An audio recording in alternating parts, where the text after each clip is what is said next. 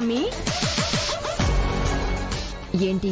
దర్శన్ కనిపించకుండా పోయినాడని కుటుంబ సభ్యులతో పాటు మీరు కూడా బాధపడతా ఉండారా? మనం తర్వాత మాట్లాడుకుందాం, కాసేపు డిస్టర్బ్ చేయకమా. పుట్టినరోజు దగ్గర నుంచి చూస్తా ఉండా నన్ను నిడిసిపెట్టి మీ ఇద్దరు కలిసి ఏదో చేస్తా ఉండారు. అదేందో చెప్పమ్మీ. ఏం లేదులే. చెప్పకపోతే నా మీద ఒట్టే. నేను చచ్చిపోయినా పర్వాలేదని నువ్వు అనుకుంటే నా దగ్గర అబద్ధం చెప్పు. నేను బతికుండాలనుకుంటే సత్య హరిశ్చంద్రుడి మాదిరి నిజం చెప్పు. కాంచన గారి దగ్గర రహస్యం ఎందుకు? చెప్పే అనన్య.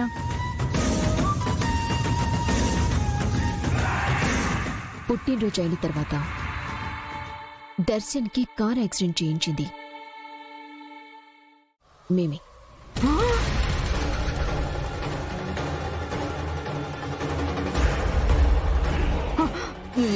ఏంది?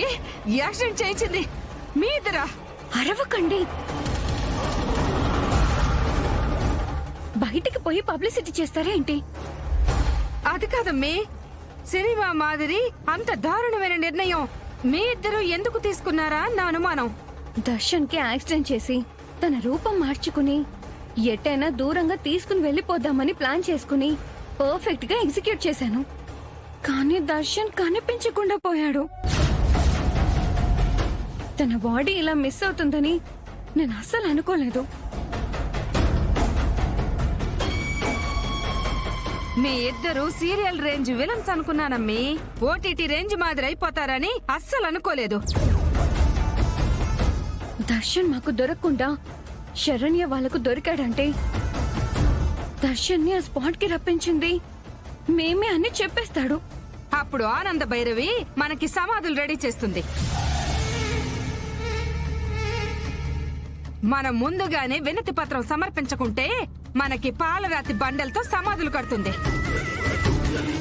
మనం చరిత్రలో కలిసిపోతాం.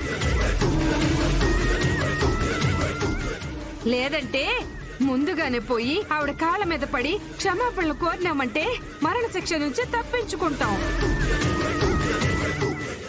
దర్శన్ శరణ్య వాళ్ళకి దొరకకుండా మా ప్రయత్నంలో మేమున్నాము. మీరు మరీ మమ్మల్ని భయపెట్టకండి. అయినా నాకు తెలియక అడుగుతుండా, మన రేంజ్కి పాలల్లో పసర మందు కలపడం, ప్రసాదంలో విరోచనాల మాత్ర కలపడం, డబ్బు ఆస్తులు దోచుకోవడానికి దొంగ సంతకాలు చేయించుకోవడం లాంటి చిన్న చిన్న స్కెచ్లు వేసుకోవాలి గాని ఏకంగా మటర్ ప్లాన్ ఏంటమ్మీ? ఆనంద భైరవ్ అంటే ప్రశాంతమైన రాగం కాదు, తేడాలొస్తే ఒక ప్రళయం అని మీకు తెలీదా ఏమి? ఎంత పని చేసుండారమ్మీ. నాకైతే కాళ్ళు చేతులు ఉడుకుతూ ఉండాయి. దర్శన్ బతుకుంటే సౌమ్యకి లాభం, చనిపోతే నాకు లాభం. దర్శన్ లేకపోతేనే ఆనంద భైరవి ఆవేశానికి అహంకారానికి అడ్డుకట్టపడుతుంది, బ్రేక్ డౌన్ అవుతుంది. అందుకే దర్శన్ని చంపటానికి పవర్ఫుల్ మాంత్రికుణ్ణి కలవాలి.